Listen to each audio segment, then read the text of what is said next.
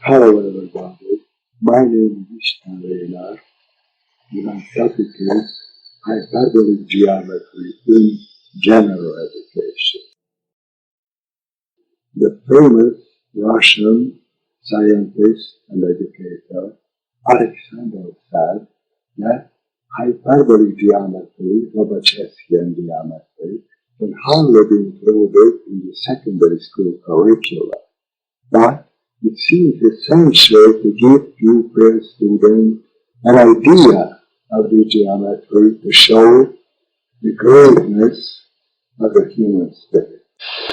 While in sharp contrast with Alexandrov's opinion, I think that it is possible to teach hyperbolic geometry not only in the secondary but also in upper elementary school if it is taught in the right way.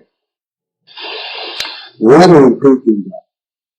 I think that Alexandrov is right in the sense that hyperbolic geometry is very distant, very different from Euclidean geometry, and for most of the pupils it cannot be directly jumped from one to the other.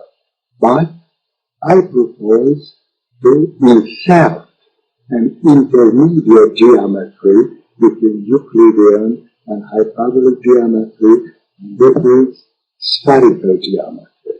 So what I propose is start with comparing the plane and the sphere, and then proceed to a third world of geometry, hyperbolic.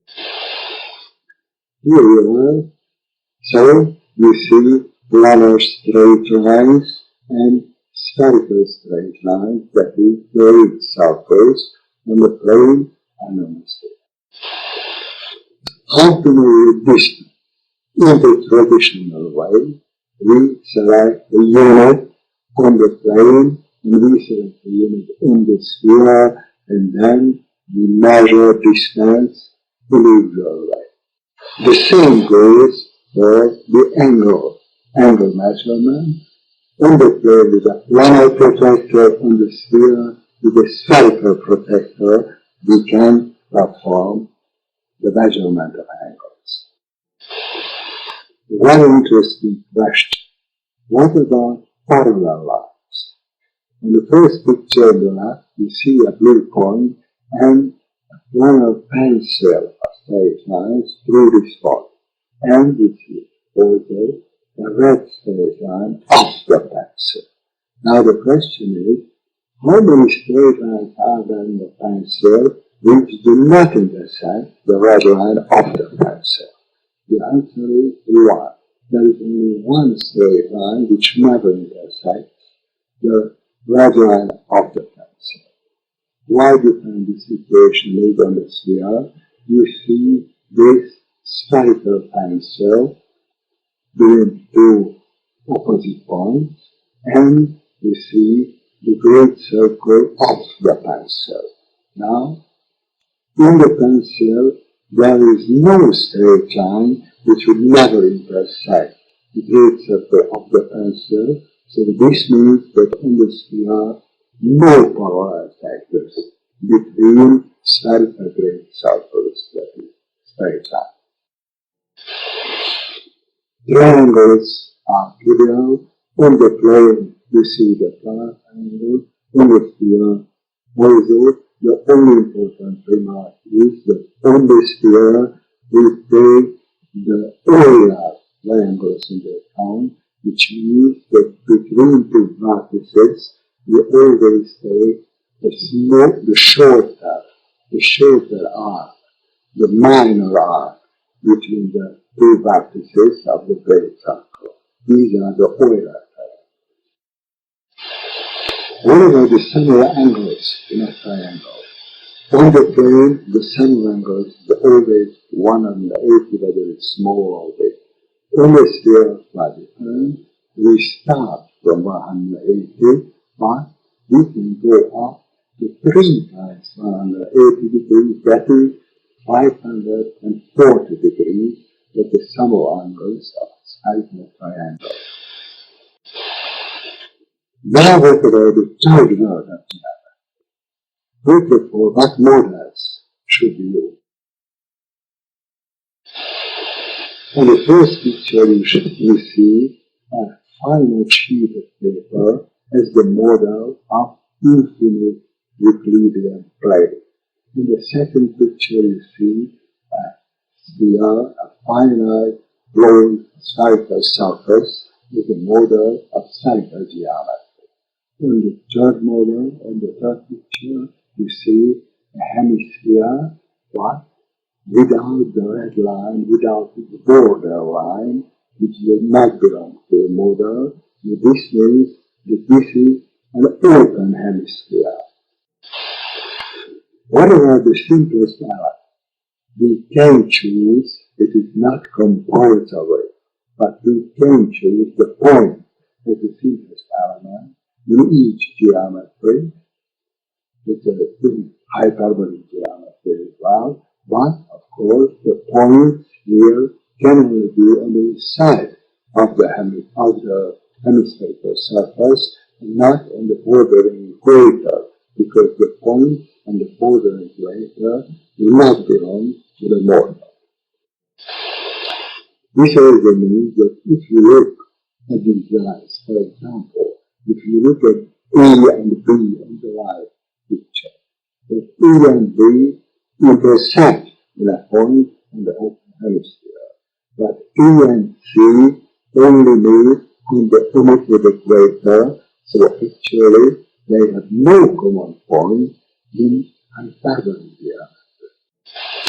What about more fundamental question? What about the space? In the first picture you see a Euclidean straight line along the ruler. In the second picture you see a spherical great circle which divide the spherical circle into two equal hemispheres. And in the third one you see perpendicular semicircles perpendicular to the plane of the omitted equator. This reminds me of taking the hard onion and the onion sliced on a slicing board. And then these cutting lines represent the perpendicular semicircles, that is, the hyperbolic straight lines. This is the same idea in a little bit different models. In the first picture, level straight lines, and the second picture, spherical straight circles that is straight lines, and in the third one, perpendicular semicircles to the hyperbolic surface, that is hyperbolic straight line.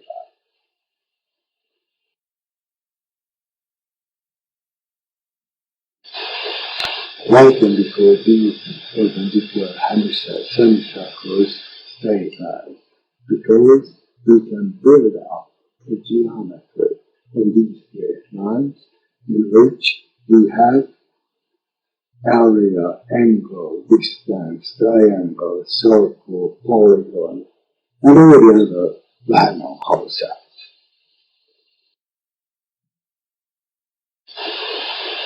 Let's take the first picture. Two straight lines intersect in one point on the hemispherical surface. On the second picture, the two straight lines meet on the omitted equator. This means that in this special position, they have no common point actually. They meet on the equator, but they do not meet in this model. These lines are called parallel straight lines in hyperbolic geometry. What this also means that we can take two straight lines in quite different positions without any common point in a distance from each other, so to speak, and this means that these are actually skew straight lines, which can never happen on the plane or on the sphere. Only in three-dimensional Euclidean space, Euclidean geometry, it can happen when two Euclidean straight lines are skew straight lines. What does it say? It can happen on the hyperbolic surface as well.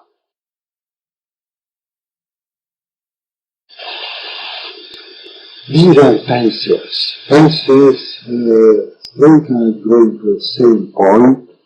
On the first picture, on the plane, on the second picture, on the sphere, and on the third picture, on the hemisphere. This strange figure reminds me of a spider, but actually it is the exact equivalent of planar and spherical pencil straight line. Very important question, parallelism. On the first picture you see that we have already seen one parallel to a line outside the pencil. In the second we see no parallel on the sphere of the pencil. The situation is quite different on the hemisphere. We have the pencil going through the blue point, and we see the other hyperbolic straight line underneath the pencil. And now we see that, okay, there are infinitely many intersecting straight lines in the pencil, just on the plane or the sphere. But in the hemisphere, there are also infinitely many non-intersecting straight lines to the opposite line, and these intersecting straight lines are in the orange region, in the two orange regions of the hyperbolic hemisphere.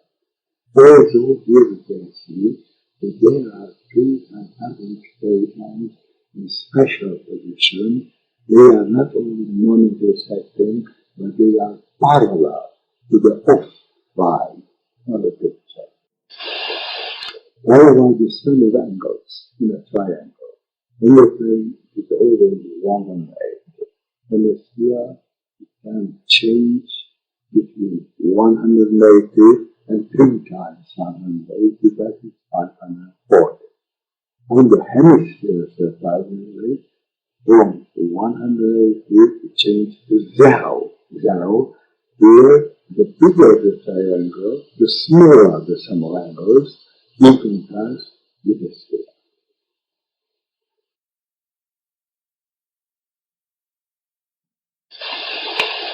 What I was measuring this time? On the plane or in the sphere, we can believe our eyes.